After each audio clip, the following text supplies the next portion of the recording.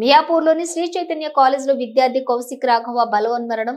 మృతుడిని ఏపీలోని విజయవాడ ఇంటర్మీడియట్ మొదటి సంవత్సరం చదువుతున్న కౌశిక్ శుక్రవారం అర్ధరాత్రి వసతి గృహంలో ఫ్యాన్ కు ఉరేసుకుని ఆత్మహత్య. హైదరాబాద్ లోని మియాపూర్ లో విషాద ఘటన చోటు చేసుకుంది.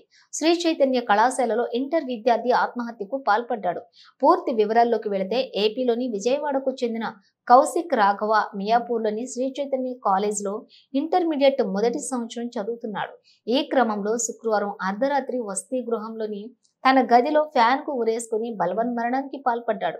కుమారుడి బలవన్మరణం గురించి తెలుసుకున్న తల్లిదండ్రులు, వారి బంధువులు కళాశాల వద్దకు చేరుకుని ఆందోళనకు దిగారు. శ్రీ చైతన్య కళాశాలలో విద్యార్థులను తీవ్ర ఒత్తిడికి గురి చేస్తున్నారని, మానసిక ఒత్తిడిని తట్టుకోలేక విద్యార్థులు అర్ధాంతరంగా తనువులు చాలిస్తున్నారని నవ తెలంగాణ విద్యార్థి శక్తి సంఘం అధ్యక్షులు పవన్ ఆరోపించారు.